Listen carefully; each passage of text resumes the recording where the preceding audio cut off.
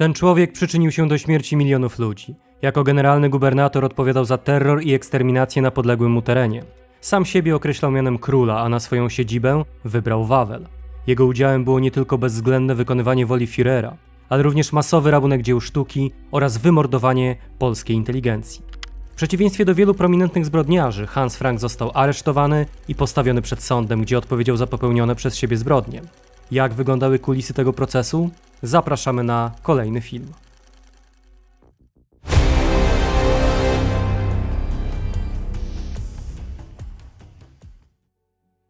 Partnerem kanału jest sklep Militaria.pl, gdzie trwa właśnie noworoczna wyprzedaż. Jak wyglądała historia nadzorczyń w niemieckich obozach koncentracyjnych? Zachęcam do zapoznania się z moją najnowszą książką, do której link znajdziecie Państwo pod filmem. Mecenasem odcinka jest Adrian Giersch. Hans Frank został schwytany przez Amerykanów w Haus Bergfrieden 4 maja 1945 roku. Aresztowania dokonała grupa Amerykanów, którymi przewodził porucznik Walter Stein z 7 Armii. Frank zachowywał się bardzo pokornie. Do dyspozycji oddał zarówno siebie, jak i prowadzony przez całą wojnę dziennik, który stanie się zresztą jednym z kluczowych dowodów popełnionych przez niego zbrodni. Franka przewieziono do więzienia w Tegernsee. Tam został brutalnie pobity przez żołnierzy amerykańskiej Rainbow Division. Gniew żołnierzy był umotywowany faktem, że to właśnie oni 29 kwietnia wyzwalali KL Dachau. Obraz, który tam zastali, był tak wstrząsający, że Amerykanie pałali nienawiścią do absolutnie każdego nazisty. To prawdopodobnie wtedy do Franka dotarło, w jak fatalnej sytuacji się znalazł.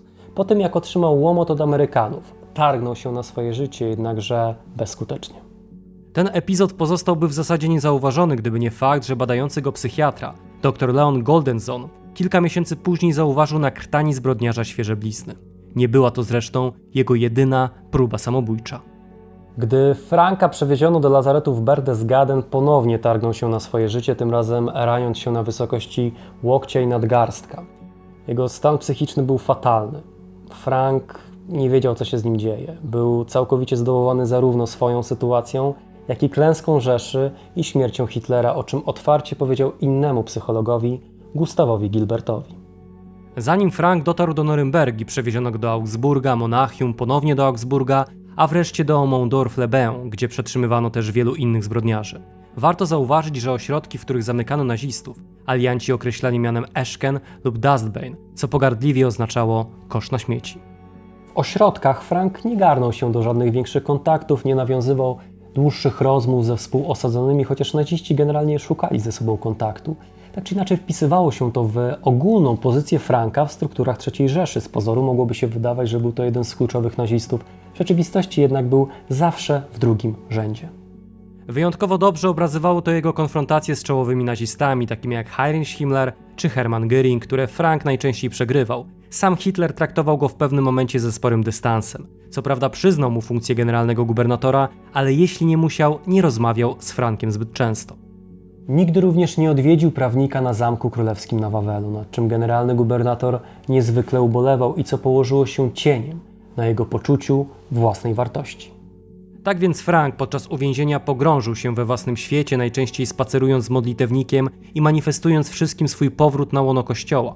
W religii upatrywał przede wszystkim szans na uratowanie życia, a w swoim pamiętniku zanotował: czuję się niewinny i jestem niewinny, z Bożą pociechą wypatruję wszystkiego, co nadejdzie. Słowa te brzmią wyjątkowo obłudnie w ustach kogoś, kto nakazywał masowo eksterminować przedstawicieli polskiego duchowieństwa i stał w absolutnej sprzeczności z nakazami Kościoła. 25 sierpnia 1945 roku Hans Frank został przewieziony do Pałacu Sprawiedliwości w Norymberdze. To właśnie to miejsce miało stać się przestrzenią dla jednego z najważniejszych procesów w powojennej Europie. Wybór był dość prosty. Pałac był jednym z nielicznych budynków, który przetrwał styczniowe bombardowania. Samą Norymbergę wybrano zaś ze względu na fakt, że przez lata pełniła ona funkcję miasta zjazdów partii, stanowiąc przy tym swoistą wizytówkę narodowego socjalizmu, symbol siły i władzy Adolfa Hitlera. Równolegle z przygotowywaniem aktu oskarżenia naziści zostali objęci rozmaitymi testami, rozmaitymi badaniami mającymi wykazać ich poziom psychologiczny, ich empatię, ich inteligencję. Frank podczas tych badań zachowywał się fatalnie. Płakał, krzyczał, użalał się nad sobą, mówił, że nie miał pojęcia o funkcjonowaniu obozów koncentracyjnych, chociaż jeden z nich znajdował się w odległości zaledwie kilku kilometrów od Wawelu. zaprzeczył również swojej wiedzy na temat zagłady Żydów, choć jego bezpośredni zastępca, czyli Józef Biller, reprezentował Franka podczas słynnej konferencji w Wannsee. Zabiegał tam zresztą o to, aby ludobójstwo rozpocząć od Żydów z terenów generalnego gubernatorstwa. Całkowicie absurdalne były również pochwały, które Frank kierował w stronę Polaków, które przecież przez cały okres II wojny światowej bezwzględnie wykorzystywał, doprowadzając również do biologicznej śmierci narodu polskiego. Frank, podobnie jak inni naziści, został zbadany przez Gustawa Gilberta pod kątem posiadanego przezeń ilorazu inteligencji. Jego wynik był imponujący, choć nie najlepszy. Zestawienie otwierał Hjalmar Schacht, który uzyskał aż 143 punkty. Zaraz po nim znaleźli się Arthur Seyss-Inquart, Hermann Göring, Karl Dönitz, Franz von Papen, Erich Schroeder i wreszcie Hans Frank, któremu przyznano 130 punktów. Sam wynik nie powinien jednak dziwić. Czego byśmy nie powiedzieli o Franku, był to człowiek naprawdę dobrze wykształcony i o wysokiej kulturze osobistej. Znał się na sztuce, znał się na architekturze. Był również uzdolniony muzycznie, grał na fortepianie, a o Chopinie mówił nie inaczej jak to, że był to anioł w świecie muzyki. Obrońcą Franka został dr Alfred Seidl, który podczas procesu norymberskiego bronił również Rudolfa Hessa, a od pewnego momentu samego Hermanna Göringa. Sam wybór był dość kontrowersyjny. Seidl był bowiem zadeklarowanym narodowym socjalistą. Członkiem partii pozostawał do 1940 roku, aż w końcu wstąpił w szeregi Wehrmachtu, by walczyć ku chwale Rzeszy. Klęska Niemiec nie ostudziła jego entuzjazmu, wręcz przeciwnie.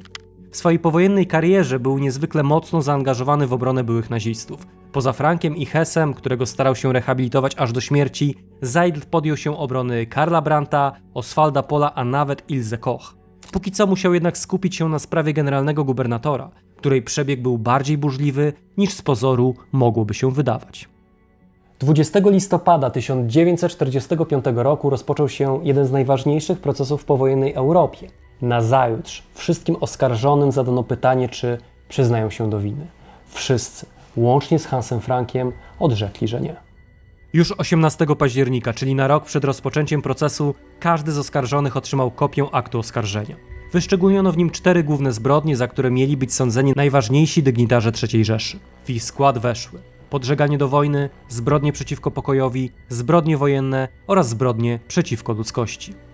Zachowanie zbrodniarzy podczas procesu norymberskiego było przedmiotem wielu komentarzy i analiz. Niektórzy z nich, jak Hermann Göring, zachowywali się bardzo butnie. Inni byli niezwykle sprytni, jak na przykład Albert Speer, a jeszcze inni byli zagubieni. I wśród tej ostatniej grupy znajdował się niewątpliwie Hans Frank. Na archiwalnych nagraniach rozpoznajemy go bez przeszkód. Frank zajmował miejsce w pierwszym rzędzie pomiędzy Alfredem Rosenbergiem a Wilhelmem Frickiem. Na oczach miał zazwyczaj duże okulary przeciwsłoneczne. Sprawiał wrażenie nieobecnego, odzywał się rzadko. Czasem na jego ustach pojawiał się jednak trudny do zinterpretowania uśmiech. Frank często zmieniał zdanie. Z jednej strony podnosił niemal religijny charakter całego procesu, wskazując, że oto słusznie będą sądzone zbrodnie narodowego socjalizmu, ale z drugiej strony zresztą całkiem trzeźwo zauważał on, że skład oskarżycieli jest wypełniony ludźmi, którzy nawet nie mają prawniczego wykształcenia. Niejednokrotnie zdarzało mu się również głosić, że sądzić może go jedynie jego własny naród. Zmiany w zachowaniu były tak częste, że trudno uznać, jaka postawa w tym okresie była u Franka dominująca. Proces głównych zbrodniarzy trwał blisko rok. W tym czasie byli oni nie tylko sądzeni, ale również spędzali czas z współosadzonymi oraz spisywali swoje wspomnienia. Frank zazwyczaj nie wdawał się w głębsze dyskusje, skupiając swoją uwagę na aktualnie czytanej lekturze. Jeśli już musiał, wybierał towarzystwo Rudolfa Hessa lub Joachima Ribbentropa, z którymi prawdę mówiąc nie bardzo miał o czym rozmawiać, co zdecydowanie odpowiadało dawnemu gubernatorowi. W świetle chwiejnego nastroju Franka i w tym przypadku dochodziło do zmian w jego zachowaniu. 14 grudnia 1945 roku przystąpił on do ataku na Göringa, zwracając się do marszałka słowami: „Jesteśmy tu przez Hitlera. Teraz pozostaje nam tylko jedno – powiedzieć prawdę”. Zachowanie Franka było spowodowane naciskami, jakie Göring wywierał na innych oskarżonych, zalecając im, by byli solidarni, by trzymali się razem, by nie zrzucali odpowiedzialności na Führera. W pewnym momencie dotarło to do uszu Amerykanów, którzy postanowili wprowadzić konkretne sankcje, mianowicie zakazano wspólnych posiłków, zakazano wspólnych spacerów, a Göring musiał jeść w izolatce. Na marginesie warto zauważyć, że Frank nigdy nie miał powodów, aby lubić Göringa. Z kolei marszałek nigdy nie przypuścił okazji, by upokorzyć Franka. Ten ostatni dawał zresztą upust swoim antypatiom bardzo często, co objawiało się szczególnie wyraźnie na łamach wysoce osobliwego źródła, jakim były spisane przez niego wspomnienia. W trakcie swojego norymberskiego procesu Hans Frank był bodaj najbardziej płodnym literacko oskarżonym, w czym niewątpliwie pomagała mu erudycja oraz umiejętność w posługiwaniu się piórem. Za skuteczną promocję wspomnień Franka odpowiadała jego żona Brigitte, która przyczyniła się do ich wydania w 1955 roku. Publikacja przyniosła jej ponad 200 000 marek dochodu, co było ówcześnie niemałą kwotą. Po książkę sięgali nie tylko historycy, ale również osoby bezpośrednio związane z funkcjonowaniem generalnego gubernatorstwa. Niemały oddźwięk książka wywarła również w kręgach katolickich. Opat klasztoru Metten miał nawet napisać: „Będziemy w klasztorze czytać tę książkę przy stole”. Nie mniejsze uznanie dla wspomnień Franka wyrazili dawni członkowie Wehrmachtu, SS, a nawet Winifred Wagner, krewna słynnego kompozytora, która do końca życia wyprawiała uroczyste przyjęcia w rocznicę urodzin Hitlera. Wartość tych wspomnień jest oczywiście bardzo wysoka, aczkolwiek niektóre elementy stanowią coś w rodzaju alternatywnej, a na pewno bardzo wygodnej rzeczywistości. To właśnie w tych wspomnieniach Hans Frank wysnuł tezę o żydowskim pochodzeniu Hitlera.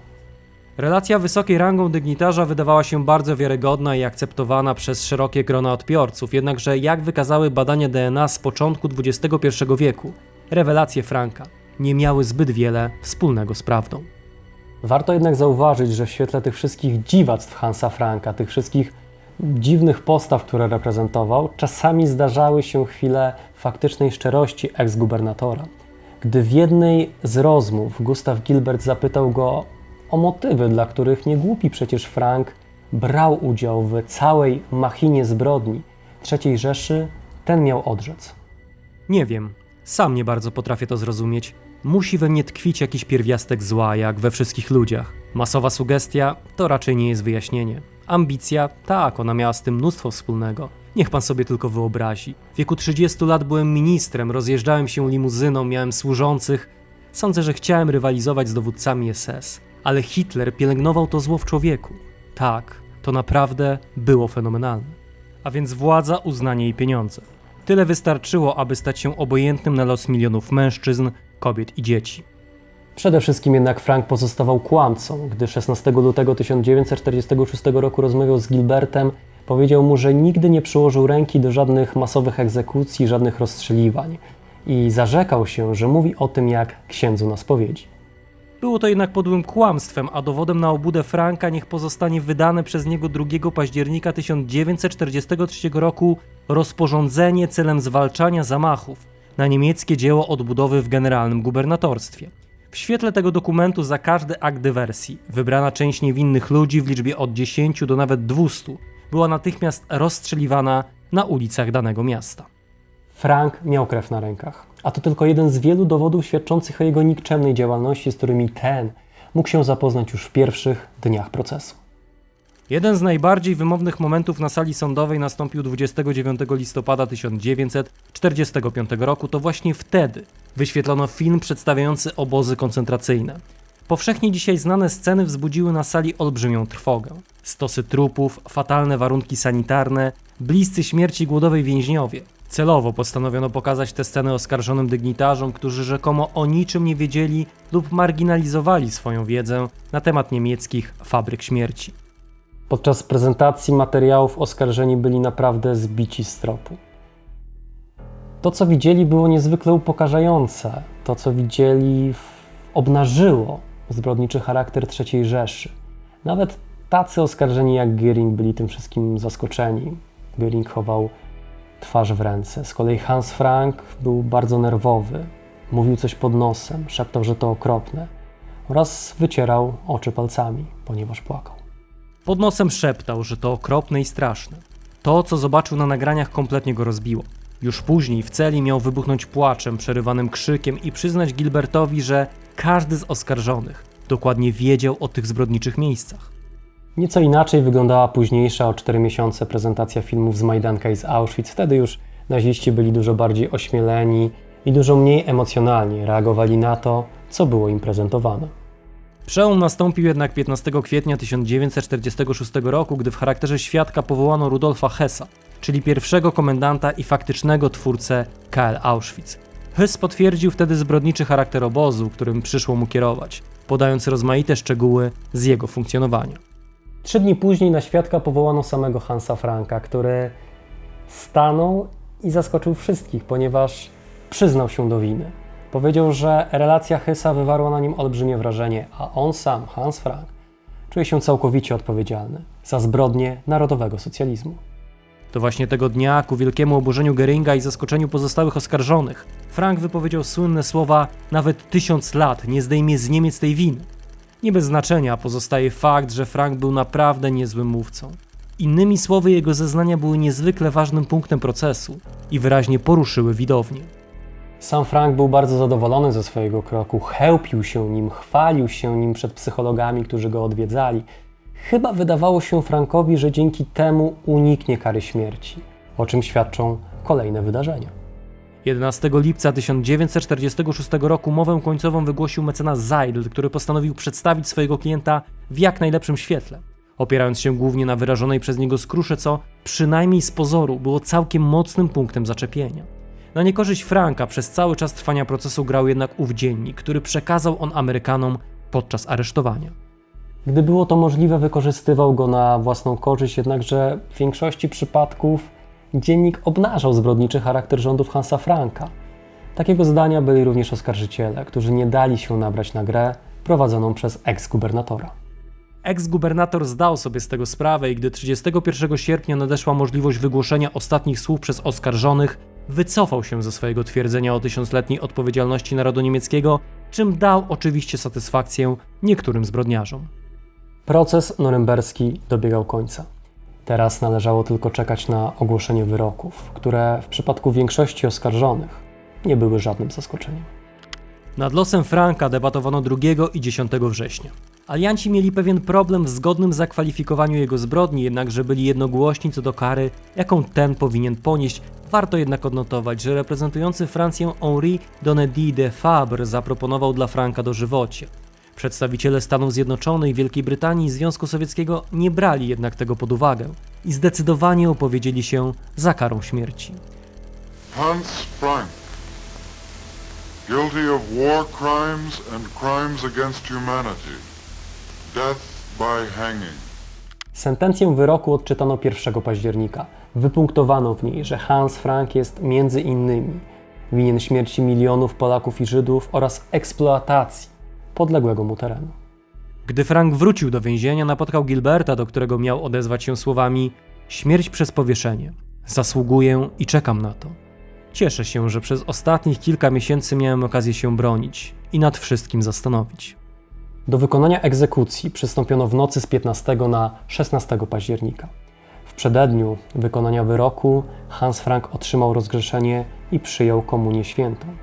Następnie udał się do więziennej sali gimnastycznej, gdzie czekał już na niego kat John Woods. Jak zapamiętał jeden ze świadków, Hans Frank jako jedyny wstąpił na miejsce stracenia z uśmiechem. Chociaż zdawał się nerwowy i często przełykał ślinę, ten człowiek sprawiał wrażenie, jakby odczuwał ulgę, że teraz zostanie ukarany za swoje zbrodnie. Spokojnym głosem podał swoje nazwisko, a kiedy spytano go o ostatnie słowo, poprosił Boga, by przyjął mnie łaskawie. Frank zamknął oczy i przełknął ślinę, gdy zakładano mu czarny kaptur. Ciało Franka wraz z 10 innymi przewieziono do Monachium i spalono w krematorium, a następnie wsypano do rzeki Izary. Tak zakończyła się historia samozwańczego króla Polski, który przyczynił się do śmierci milionów Polaków, likwidacji polskiej inteligencji oraz rabunku polskich dzieł kultury. Dziękuję Państwu za uwagę i do zobaczenia w kolejnym odcinku. Patronami kanału są Krzysztof Szczygieł, Kuba Szafrański, Hubert Kędziorek, Adrian Giersz, Tomasz Sadurski, Katarzyna Rusnak, Krystian Dziarek, Radosław Kuśmierz, Damian Stasik, Damian Dziedzic, Julie Clark, Łukasz Papież, Urszula Babiuch, Paweł Łabno, Ewa Ogrodnik, Marcin Hatys, Kamil Kubów, Dariusz Stelmaczonek, Adrian Flor, Paweł Smoliński, Piotr Kośmider i Hubert Walas.